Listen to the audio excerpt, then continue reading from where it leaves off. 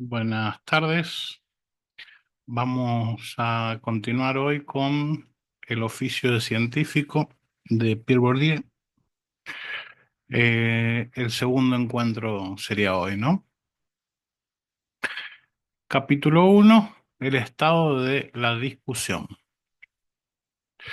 No es posible hablar de un objeto semejante sin exponerse a un permanente efecto especular. Cada una de las palabras que quepa emitir respecto a la práctica científica podrá volverse contra aquel que la formula. Esta reverberación, esta reflexividad, no es reducible a la reflexión sobre sí mismo de un yo pienso, el cogito, pensando un objeto, cogitatum, que no sería otro que uno mismo. Es la imagen de vuelta a un sujeto cognoscente por otros sujetos cognoscentes equipados con instrumentos de análisis que pueden serles ofrecidos eventualmente por ese sujeto cognoscente. Lejos de temer semejante efecto especular o boomerang, tiendo conscientemente, al tomar como objeto de análisis la ciencia, a exponerme yo mismo, al igual que todos los que escriben sobre sobre el mundo social, a una reflexividad generalizada. Bueno, se me ocurre que lo está diciendo aquí Bourdieu respecto de la ciencia, pero es algo que se puede decir de cualquier cosa de cualquier discurso, de cualquier enunciación que pretenda dar cuenta de un saber, ¿no? Más allá de la ciencia. Siempre estamos, este, siempre estamos a la saga de ser eh, contradichos eh, y de tener argumentos rivales a los nuestros, ¿no? A Bourdieu en este caso le parece que es mucho más arriesgado en la ciencia, con el tema de la ciencia. Bueno, en ciencias como la física, la matemática, quizás la química, eh, la- también las ciencias eh, cuyos instrumentos terminan em, siendo objeto de las ingenierías, por ejemplo, ¿no? Allí donde el significante está fijado, donde se ha hecho letra del significante y hay un discurso amo que tiene el patrimonio de lo que se afirma. eh, claro, allí, si esa es la ciencia en la que está pensando Bourdieu, claro, es mucho más difícil perforar eh, una comunidad científica que sostiene un discurso eh, que por la propiedad misma de ciencias como la física tienden a ser eh, muy sólidos, muy pétreos, ¿no? Em,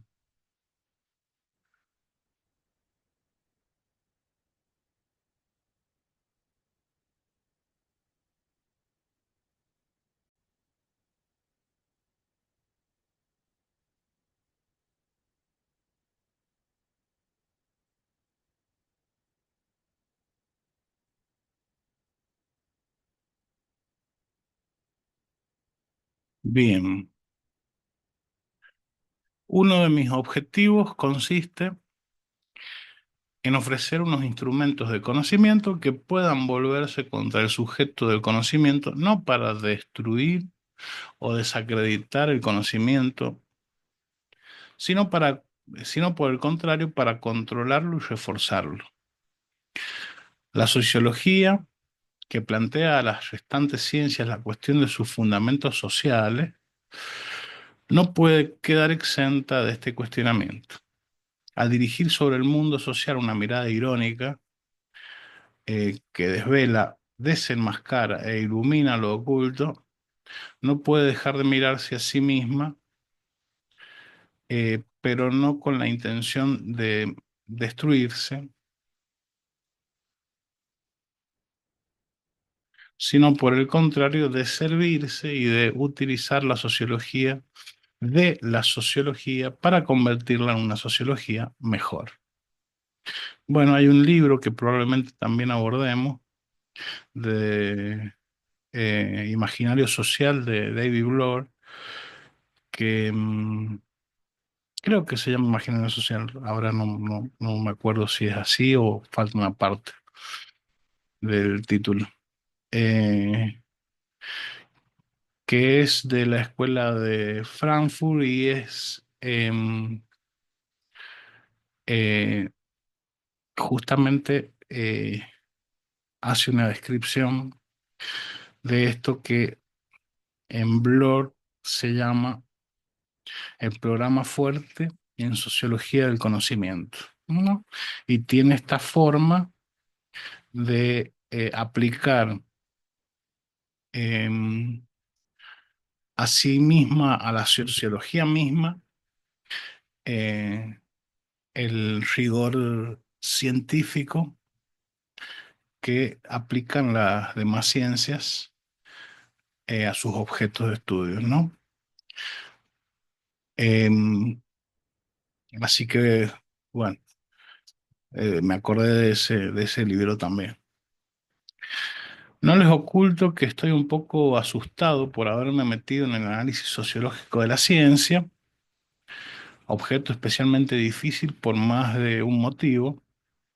En primer lugar, la sociología de la ciencia es un terreno que ha conocido un extraordinario desarrollo, por lo menos cuantitativo, en el transcurso de los últimos años. De ahí una primera dificultad documental bien expresada por un especialista. Aunque la ciencia social de la ciencia siga siendo un ámbito relativamente restringido, no puedo pretender abarcar la totalidad de su bibliografía. Al igual que en otros campos, la producción la producción escrita es tal que resulta imposible leer una parte sustancial. Por fortuna, existen suficientes similitudes, duplication, por lo menos a un nivel programático, para que un lector sea capaz de asegurarse una aprehensión suficiente de la bibliografía y de sus divisiones sin tener que leerla por entero. La dificultad es aún mayor para quien no esté total y exclusivamente dedicado a la sociología de la ciencia.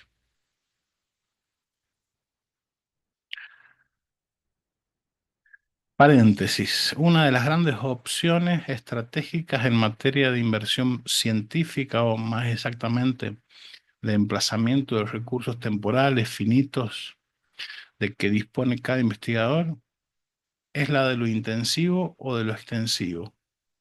Aunque sea posible, tal como creo, emprender investigaciones a un tiempo extensivas e intensivas, gracias especialmente a la intensificación del rendimiento productivo que proporciona el recurso a modelos como el de campo que permiten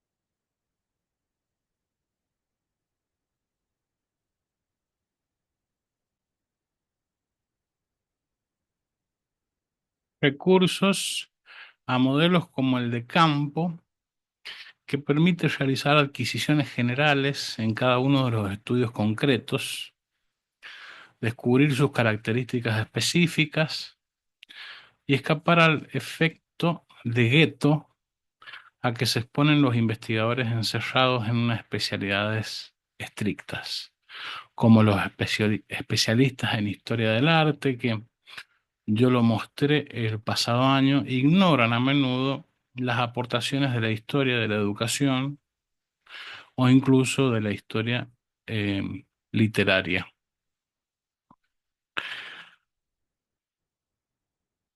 Pero esto no es todo. Se trata de entender que se trata de entender una práctica muy compleja. Problemas, fórmulas, instrumentos, etcétera, que solo pueden ser realmente dominadas al cabo de un largo aprendizaje. Sé muy bien que determinados etnólogos del laboratorio pueden convertir la desventaja en privilegio, así como la carencia en realización, y reconvertir en reto la situación de extranjería en que viven dándose aires de etnógrafos.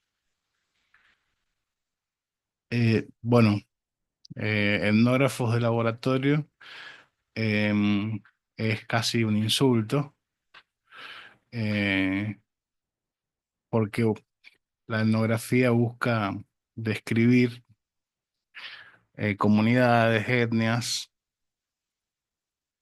y para eso tienen que ir como el antropólogo, tienen que, digamos, es una parte de de la antropología y tienen que internarse en las comunidades para estudiar, ¿no? Por eso aquí dice etnólogos de laboratorio pueden convertir la desventaja en privilegio, así como la carencia en realización, y reconvertir en reto la situación de extranjería en que viven dándose aires de etnógrafos. Dicho esto, no es cierto que la ciencia de la ciencia sea necesariamente mejor cuando es practicada por científicos retirados, por así decirlo,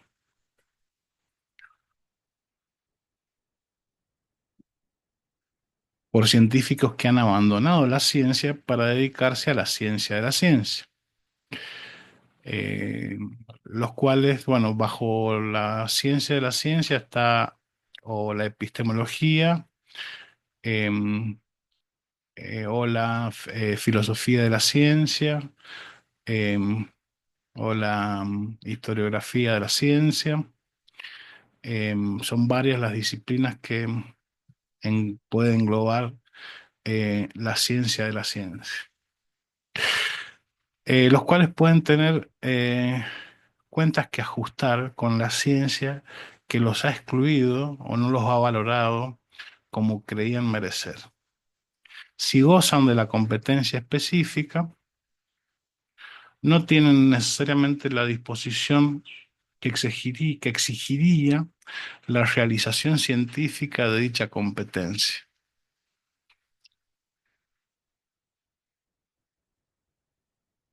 En realidad, la solución del problema,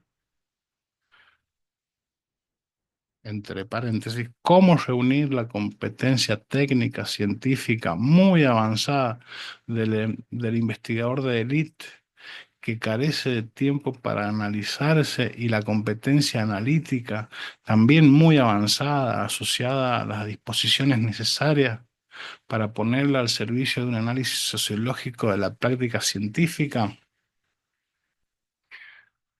Entonces, la solución de ese problema, que es decir, bueno, para criticar a la ciencia hay que poder hacer esa ciencia, ¿no? Eh, entonces, para solucionar eso, no puede encontrarse, esa solución no puede encontrarse de no producirse un milagro en y por un solo hombre, y reside sin duda en la construcción de colectivos científicos lo que supondría que se dieran las condiciones para que los investigadores y los analistas tuvieran interés en trabajar conjuntamente y en tomarse el tiempo para hacerlo. Nos hallamos, como se ve, en terreno de la utopía porque, como ocurre tantas veces en las ciencias sociales, los obstáculos para el progreso de la ciencia son fundamentalmente sociales. Bueno, eso es que en un gabinete de investigación sobre eh, cierta, por ejemplo, el sistema CRISPR-Cas, ¿no? Sobre ciertas proteínas, sobre cierta porción del gen, sobre cierta porción del ADN, ¿no? De que en ese gabinete de investigación puedan contar también con sociólogos, historiadores, etnógrafos, em, ¿no? Que cada investigación pueda tener todos esos especialistas de tal manera que se pueda dar la mirada de la ciencia sobre la ciencia misma, una mirada científica de la ciencia, ¿no? Pero eh, esos problemas sociales de los que habla aquí Bourdieu son eh, eh, principalmente económicos, ¿no? Cuando eh, se quiere proponer a a una institución que es la que va a poner la guita, si quiere proponer esta modalidad de trabajo, y bueno, siempre lo que no es absolutamente necesario se descarta, ¿no? Y entonces, chao sociólogo, chao este, antropólogo, y nos quedamos con eh, los especialistas, los doctores en física cuántica para el estudio de del cálculo cuántico, los qubits y todo eso, ¿no? Otro obstáculo es el hecho de que, al igual que, que los epistemólogos, aunque en menor grado, los analistas más sutiles dependen de los documentos. Trabajan con los archivos, los textos y los discursos que los científicos desarrollan en la práctica científica, y esos científicos dependen a su vez en gran parte de la filosofía de la ciencia de su tiempo o de una época anterior, ya que al estar como cualquier agente activo, parcialmente desposeídos del control de su práctica, pueden reproducir sin saberlo los discursos epistemológicos o filosóficos, a veces inadecuados o superados, de los que deben pertrecharse para comunicar su experiencia y acreditar de ese modo su autoridad. Finalmente, la última y no la menor, bueno, la anterior estuvo buena, ¿no? Em,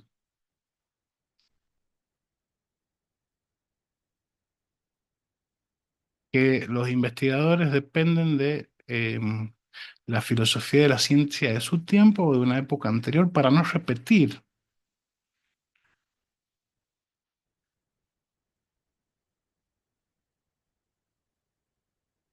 em,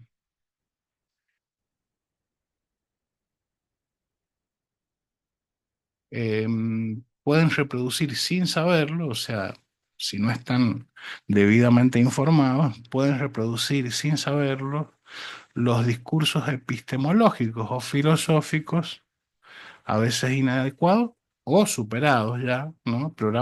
Como diría Lakatos, programas de investigación, ¿no? Eh, que han sido ya superados. Em, bueno, programa de investigación es una comunidad científica consolidada. Eh, Aquí sería algo un poquito más chiquito, como una hipótesis de trabajo, ¿no? De los que se deben pertrecharse para comunicar su experiencia y acreditar de ese modo su autoridad. Finalmente, la última y no la menor de las dificultades es que la ciencia y sobre todo la legitimidad de la ciencia.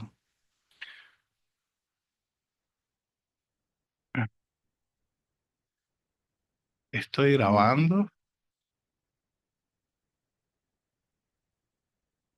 sí, estoy grabando.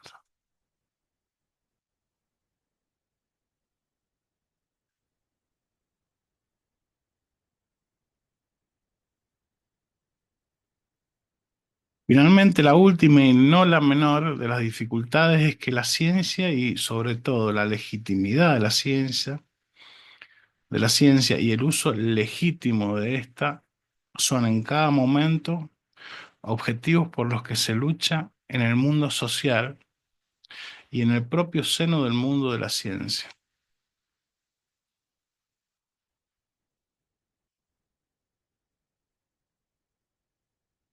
Se deduce de ahí que eso que llamamos epistemología está constantemente amenazado de no ser más que una forma de discurso justificativo de la ciencia o de una posición en el campo científico, o incluso una variante falsamente neutralizada del discurso dominante de la ciencia sobre sí misma. Claro. Bueno, eso es un peligro constante, utilizar eh, los argumentos a favor de uno si uno es un epistemólogo que defiende la física,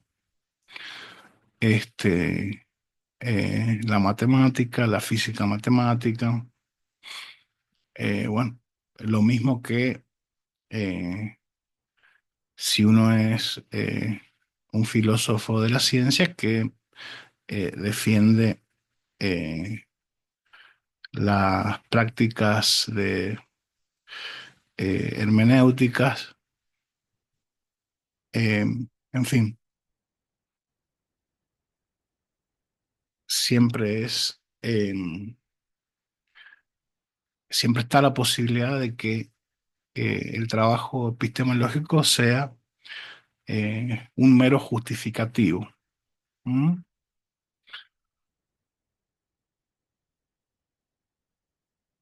Pero tengo que explicitar por qué comenzaré la sociología de la ciencia, que quiero gozar mediante una historia social de la sociología de la ciencia y cómo concibo dicha historia.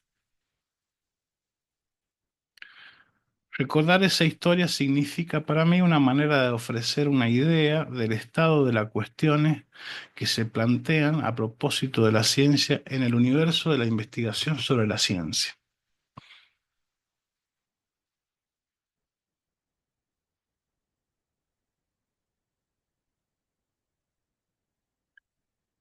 Em, Ofrecer una idea del estado de las cuestiones que se plantean a propósito de la ciencia en el universo de la investigación sobre la ciencia.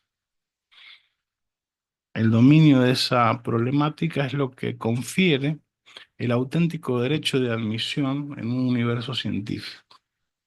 Me gustaría, mediante esa historia, facilitarles la aprehensión del espacio de las posiciones y de las tomas de posición en cuyo interior se sitúa mi propia toma de posición y darles de ese modo un sustituto aproximado del sentido de los problemas propios del investigador comprometido en el juego para que de la relación que se establece entre las diferentes tomas de posición, doctrinas, sistemas, escuelas o movimientos, métodos, etcétera, inscritas en el campo, surja la problemática de cómo espacio de las posibilidades,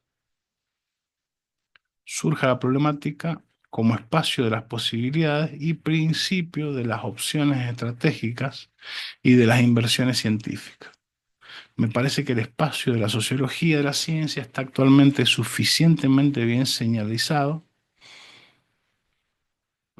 para las tres posiciones que voy a examinar.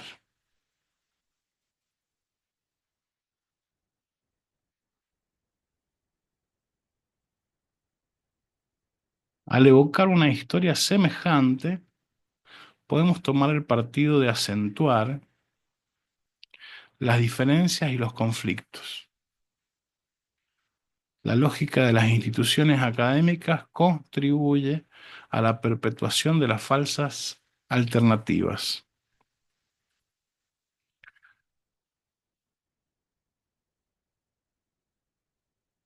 O por el contrario, o acentuamos la diferencia o por el contrario, privilegiamos los puntos comunes de integrar en una intención práctica de acumulación.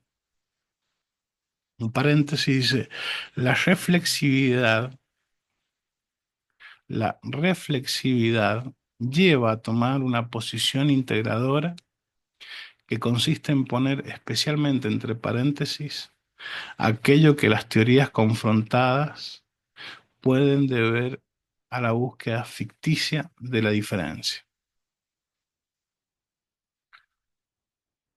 Lo mejor que se puede sacar de una historia de los conflictos, que es preciso tener en cuenta, tal vez sea una visión que desvanece gran parte de ellos, a la manera de filósofos que, como Wittgenstein, han dedicado buena parte de su vida a destruir aquellos falsos problemas que, no obstante su falsedad, están socialmente constituidos como auténticos, en especial por la tradición filosófica, lo cual los hace muy difíciles de rebatir. Y ello pese a saber, en tanto que sociólogo, que no basta con mostrar o incluso con demostrar que un problema es un falso problema para acabar con él.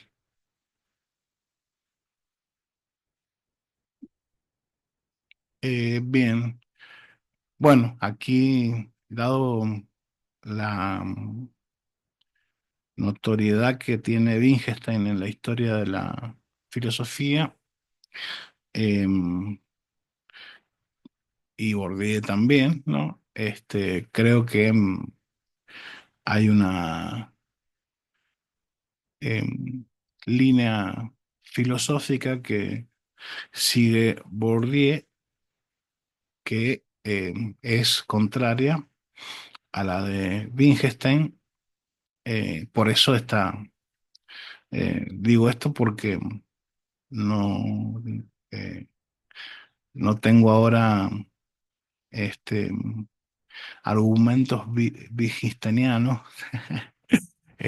para traer aquí y analizar, este,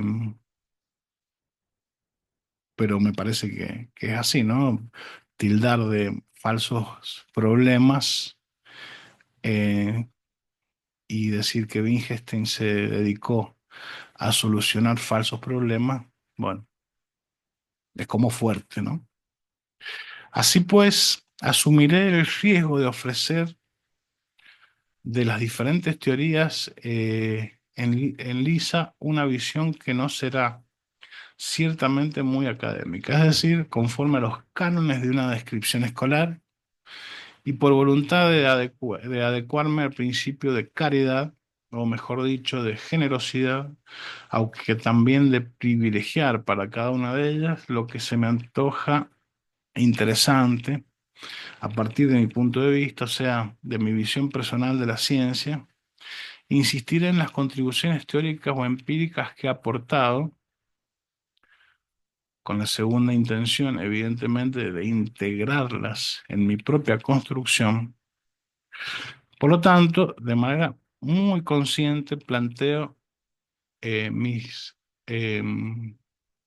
diferentes charlas como una interpretación libre o unas reinterpretaciones orientadas que tienen, por lo menos, la virtud de presentar la problemática tal como la veo, el espacio de posibilidades respecto al cual voy a determinarme.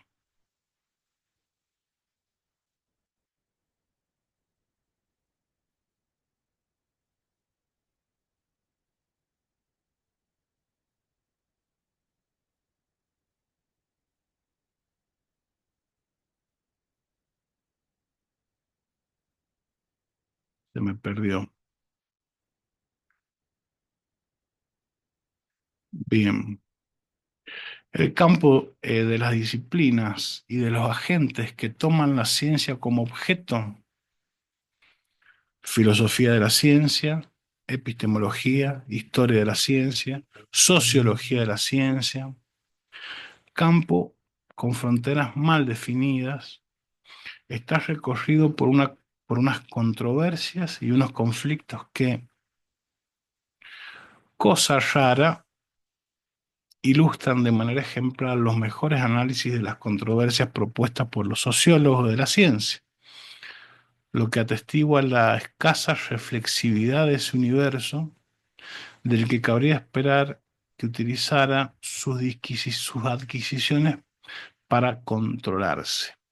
Sin duda, porque se supone que, que trata problemas finales y se sitúa en el campo de lo meta, de lo reflexivo, claro, metateórico, metafísica, metalenguaje. ¿M? Sin duda porque se supone que trata problemas finales y se sitúa en el campo de lo meta, de lo reflexivo, o sea, en la culminación o en el fundamento, y eso provoca que esté dominado por la filosofía de la que extrae o imita las ambiciones de grandeza a través especialmente de la retórica del discurso grandilocuente. Los sociólogos y en menor grado los historiadores comprometidos con ese campo siguen refiriéndose a la filosofía. David Bloor milita en las filas de Wittgenstein, aunque cita en segundo lugar a Durkheim. Ahí apareció el que decía yo, ¿no? David Bloor. Otros se proclaman filósofos y el público buscado sigue siendo visiblemente el de los filósofos. Se reactualizan viejos problemas filosóficos como el del idealismo y el realismo. Uno de los grandes debates en torno a David Bloor y Barry Barnes consiste en saber si son realistas o idealistas, o el del dogmatismo y el escepticismo.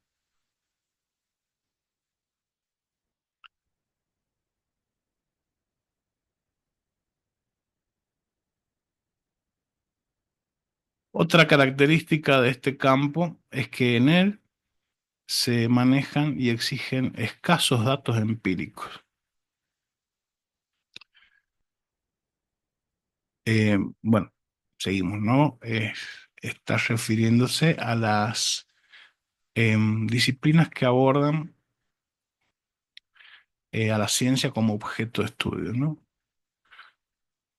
Entonces, otras características de este campo es que en él se manejan y exigen escasos datos empíricos.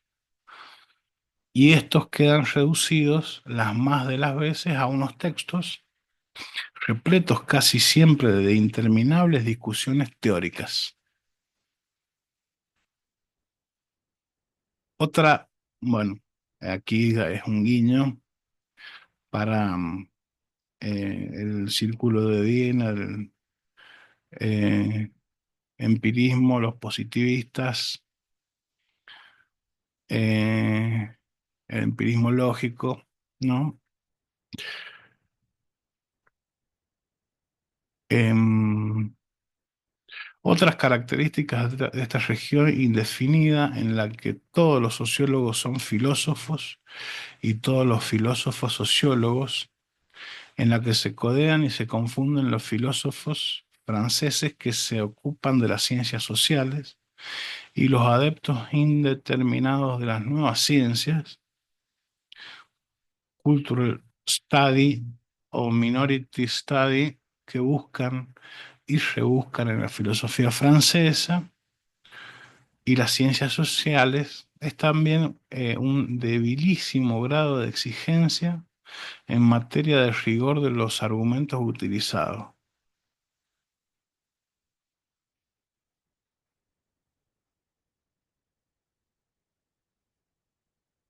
Pienso en las polémicas en torno a Blur,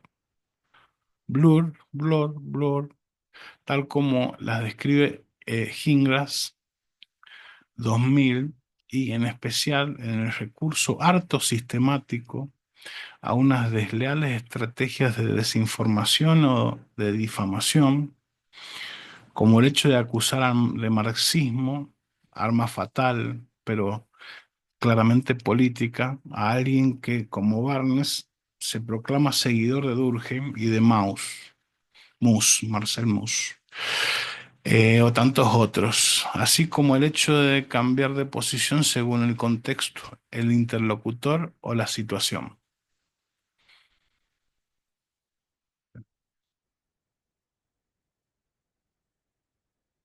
En los últimos años, el subcampo de la nueva sociología de la ciencia, el universo acotado por el libro de Pickering, Science as Practice and Culture, 1992, está constituido por una serie de rupturas ostentosas.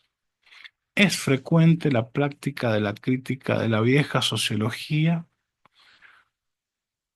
de la ciencia.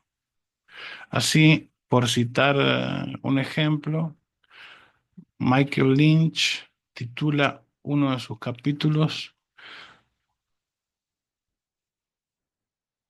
Sociology of Knowledge.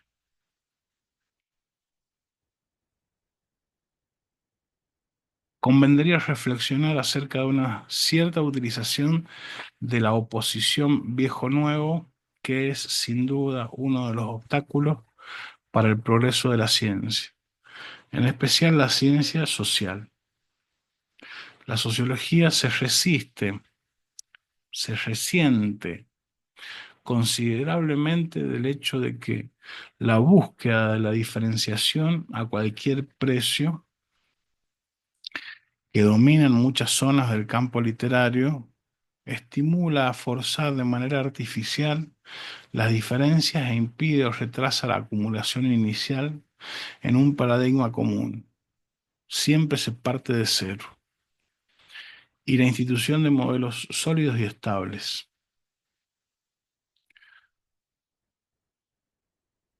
Entonces impide o retrasa la acumulación inicial de un paradigma común y la institución de modelos sólidos y estables. Claro, bueno, porque esta gente evidentemente tiene como modelo a la lógica, a la matemática, a la física matemática. Em, yo también me inclino por ese lado, pero no es raro que se empiece de cero y que no haya modelos sólidos estables en un campo como la sociología de la ciencia, ¿no? Eh, la epistemología. Hay que tomarlo, eh,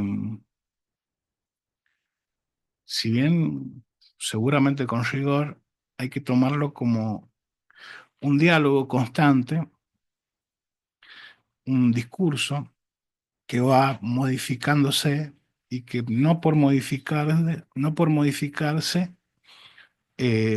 pierde rigurosidad, ¿no?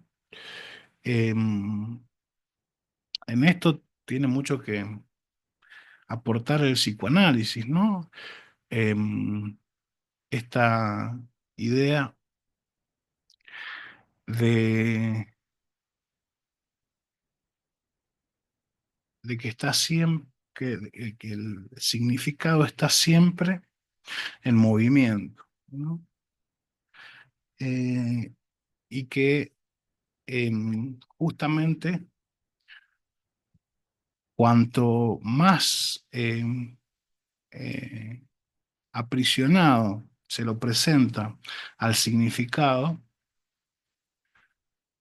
eh, menos, más agujereable es. Lo que pasa es que hay que estar eh, al tanto de los discursos que imperan en, en- en nuestro tiempo, digamos, en cada una de las épocas históricas. Hay que estar al tanto, hay que tenerlo estudiado para poderlo perforar, ¿no? Pero, eh, digamos, este es un reclamo racionalista eh, equiparable a la neurosis obsesiva, por ejemplo, ¿no? Este, en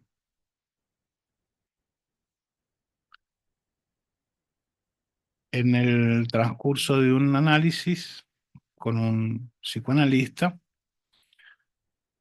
uno puede apreciar, depende del tiempo que lleve haciendo terapia, uno puede apreciar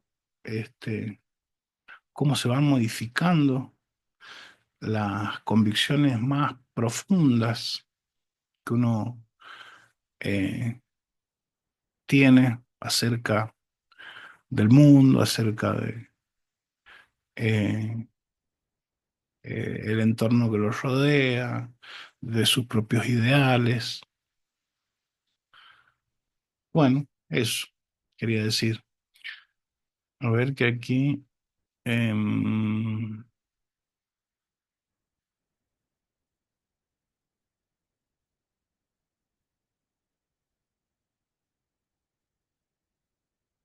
dejar de compartir, le ponemos pausa.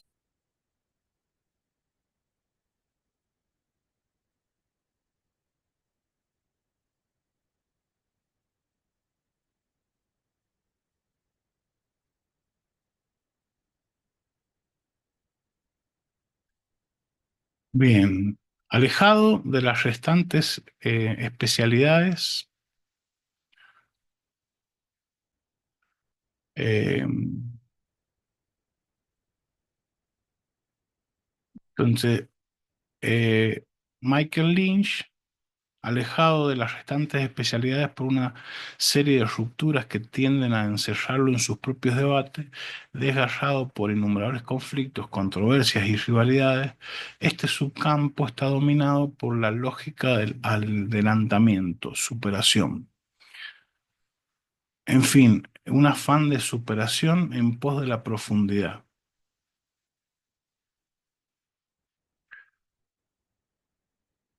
Las cuestiones más profundas, más fundamentales, quedan sin responder. Según Wohlgar, reflexivista, relativista, evoca incansablemente el problema insuperable que ni la reflexividad permite dominar.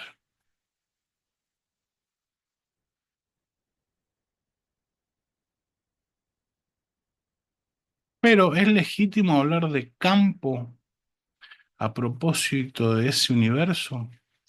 Es cierto que un determinado número de cosas que es descrito pueden ser entendidas como unos efectos de campo. Por ejemplo, el hecho de que la irrupción de la nueva sociología de la ciencia haya tenido el efecto, como se percibe en cualquier campo, de modificar las reglas de la distribución de los beneficios en el conjunto del universo,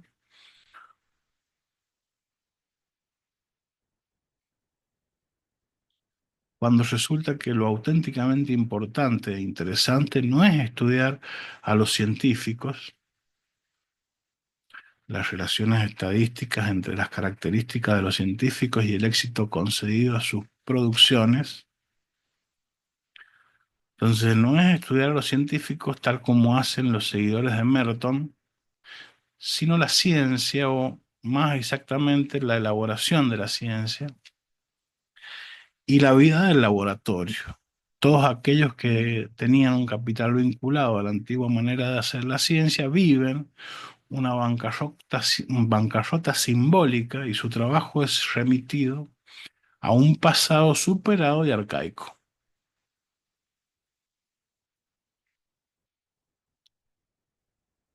Bien, o sea que está diciendo que Merton estudia a los científicos y la nueva sociología de la ciencia eh, estudia la ciencia, a la elaboración de la ciencia y la vida del laboratorio. Bueno, aquí todo lo que, bueno, en esta frase al menos, ¿no? Está generalizando el laboratorio como si eh, en toda ciencia hubiese un laboratorio asociado, ¿no? Bueno, lo entiendo en el sentido de que Merton describe una ética del científico, eh, una pulcra ética del científico y está eh, a favor del científico y no ve en general eh, em, controversias que tengan al científico como sospechoso, digamos, ¿no?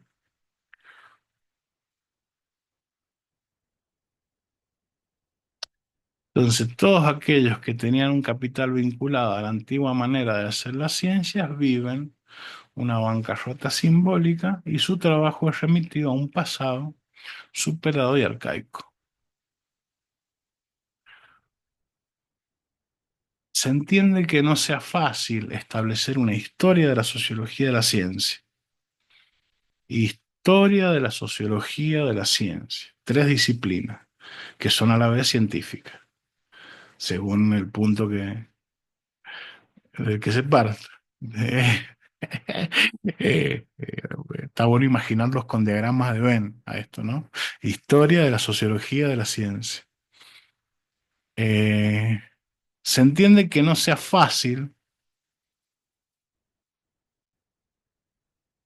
establecer una historia de la sociología de la ciencia, no solo por el volumen de la producción escrita, sino también porque se trata de un campo en el que la historia de la disciplina es el objetivo de polémicas enfrentadas, además de otras cosas. Cada uno de sus protagonistas desarrolla una visión de dicha historia adecuada a los intereses vinculados a la posición que ocupa en ella, ya que los diferentes relatos históricos están orientados en función de la posición de su autor y no pueden aspirar, por tanto, a la condición de verdad indiscutible.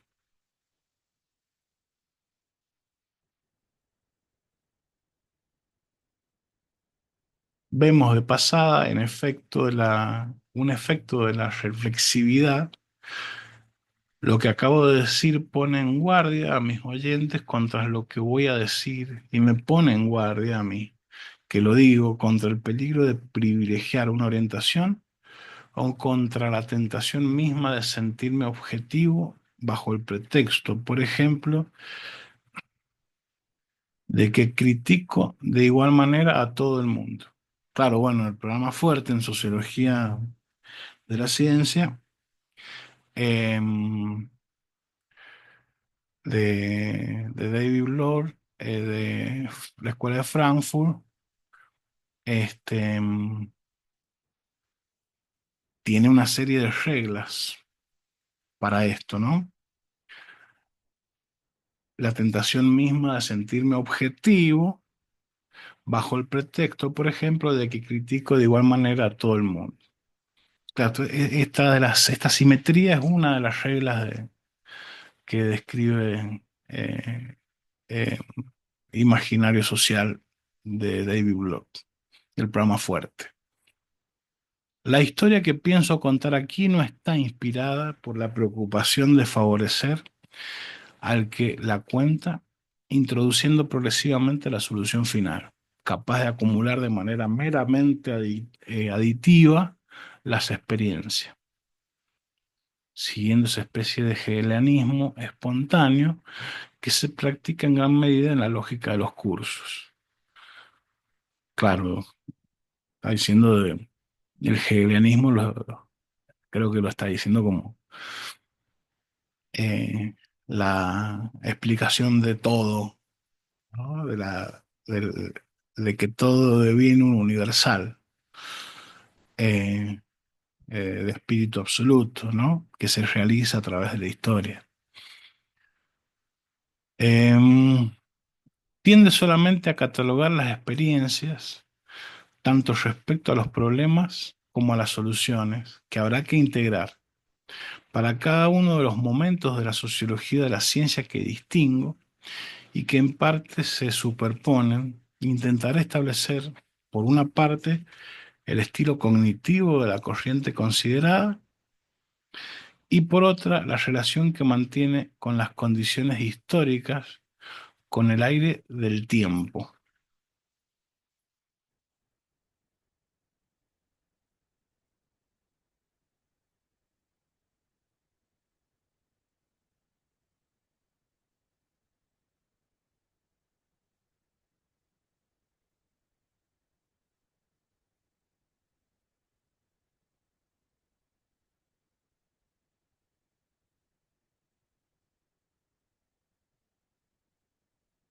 Bueno, creo que aquí vamos a terminar hoy.